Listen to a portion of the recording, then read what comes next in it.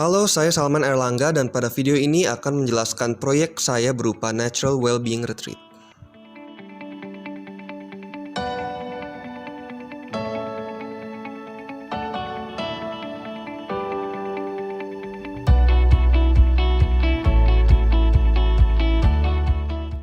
Proyek berlokasi pada kawasan Sunter, di mana terdapat masalah-masalah ataupun keunikan utama yang ingin diatasi berupa jumlah penduduk pensiunan yang tinggi, tingkat stres yang tinggi, dan juga konsentrasi ruang terbuka hijau yang rendah.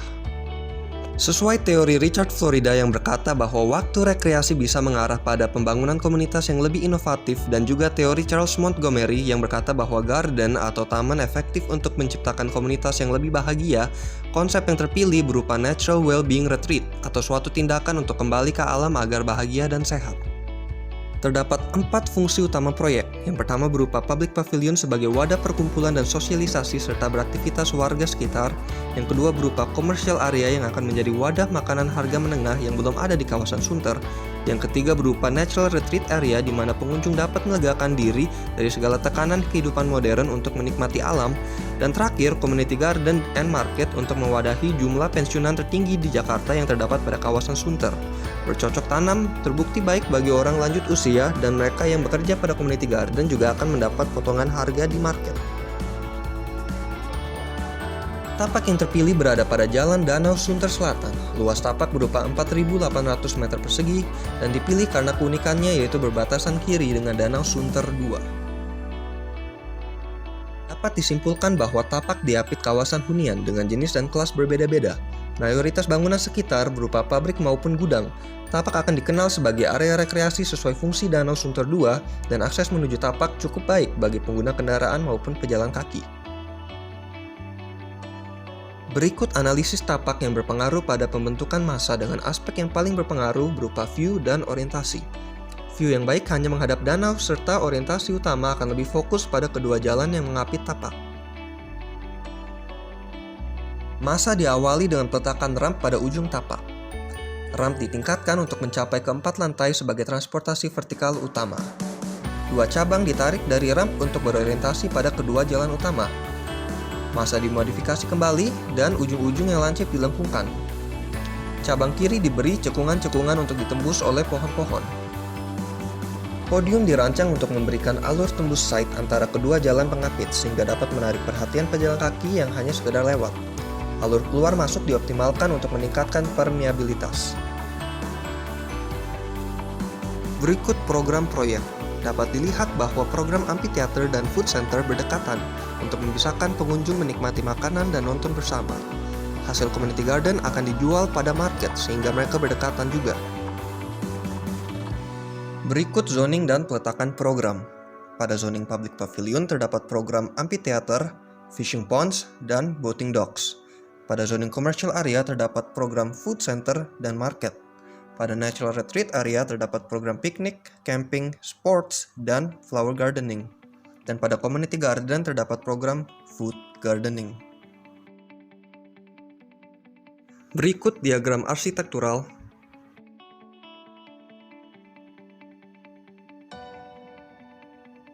Berikut diagram struktural. Bangunan ditopang kolom-kolom dengan lebar 600 mm. Lebar disamakan agar terlihat nyatu dan tidak acak mengingat bahwa bangunan mayoritas bersifat terbuka. Berikut diagram plumbing. Dapat dilihat bahwa setiap area garden mendapatkan penyiraman melalui sprinkler. Berikut diagram electrical. Karena mayoritas bangunan terbuka, maka tidak terdapat sistem pendingin udara utama. Hanya ada saklar untuk keperluan AC pada basement. Berikut bangunan proyek. Pada base atau podium proyek terdapat zoning public pavilion, di mana pengunjung dapat melakukan kegiatan seperti memancing pada kolam-kolam ikan yang tersedia, menggunakan perahu pada dek-dek, menikmati water fountain,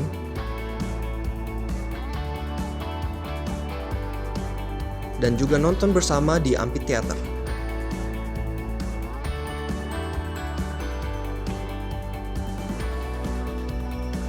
Pada kiri bangunan terdapat Natural Retreat Area, di mana pengunjung dapat datang bersama maupun sendiri untuk menikmati alam, lalu tanaman-tanaman dan juga pohon-pohon masif yang memberikan kesan berada di hutan.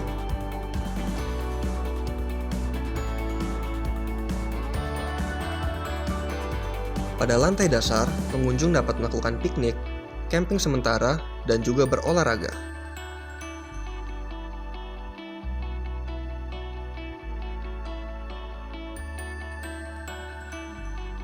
Pada lantai 2 dan 4 terdapat area yang dapat digunakan untuk bercocok tanam, namun hanya untuk bunga. Pada kanan bangunan terdapat commercial area, di mana pengunjung dapat membeli makanan ataupun hasil community garden.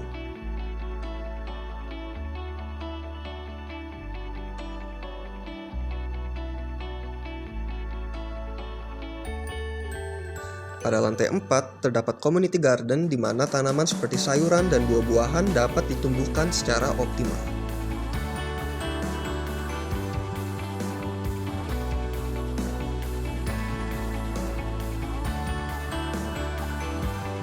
Ramp-ramp menjadi bagian penting pada proyek mengingat bahwa third place harus bisa dinikmati semua orang, termasuk lansia dan juga orang difabel. Transportasi vertikal utama pun berupa ramp.